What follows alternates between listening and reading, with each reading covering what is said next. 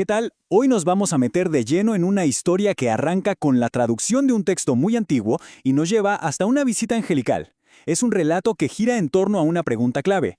¿Quién tiene realmente la autoridad de Dios aquí en la tierra? Y bueno, los eventos extraordinarios que, según se cuenta, dieron respuesta a esa pregunta. Vamos a empezar.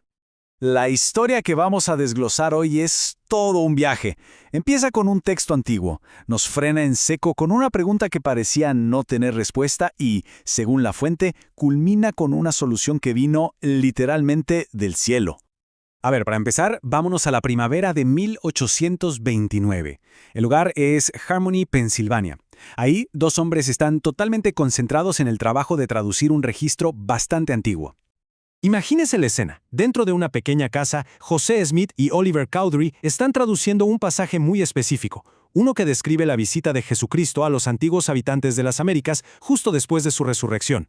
Y es justo al traducir estas palabras que se topan con un dilema personal, uno bastante profundo. Si el bautismo era así de importante para la salvación, ¿qué pasaba con ellos? Resulta que ninguno de los dos había sido bautizado. Claro, esto los llevó a un punto sin retorno. La pregunta se volvió inevitable, urgente.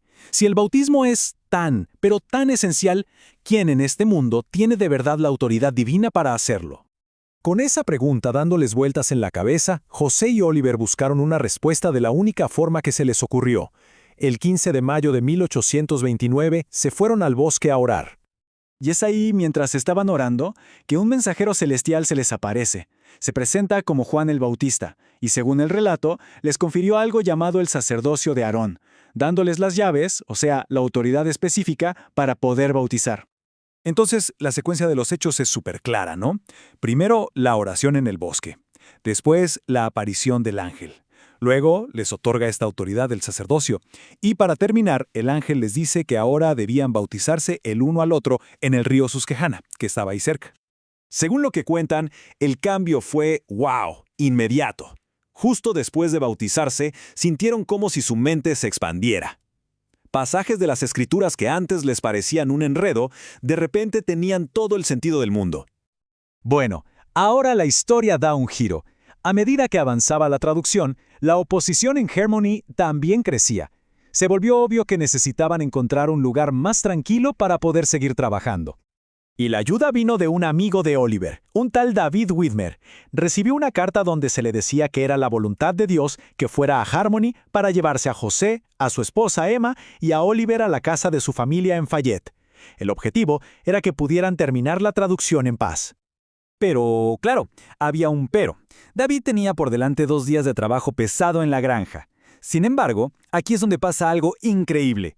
Cuando se despertó a la mañana siguiente, descubrió que una buena parte de su campo ya había sido arada, como por arte de magia durante la noche. Esto le permitió terminar todo rapidísimo y salir para Harmony mucho antes de lo previsto. Ok, se mudan, pero esto, claro, trajo sus propias complicaciones. Sobre todo para la mamá de David, Mary Widmer. Imagínense, el trabajo de atender a su ya numerosa familia, más 3 huéspedes, pues empezó a pasarle factura tanto física como mentalmente. Y justo cuando estaba al límite, agotadísima, es cuando Mary vive su propia experiencia. Un visitante, que se identificó como el Ángel Moroni, se le acercó, le mostró las planchas de oro para animarla y fortalecer su fe, y le prometió que por aguantar esa carga extra sería bendecida. Pero bueno, aunque tuvieran ayuda divina, el factor humano, ese siempre complica las cosas, ¿no? La recta final de la traducción tuvo sus propios desafíos personales.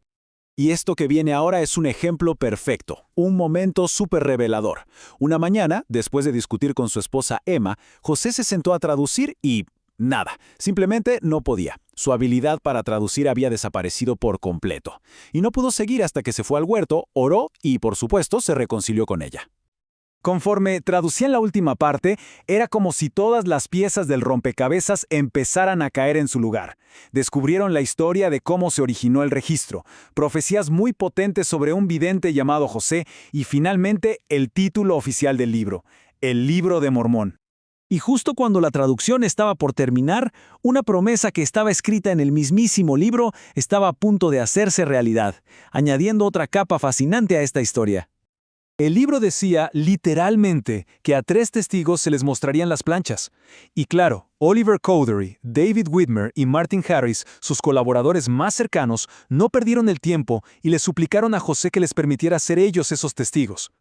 Y ahí, en el bosque, ¡pum!, se les aparece un ángel rodeado de una luz increíble.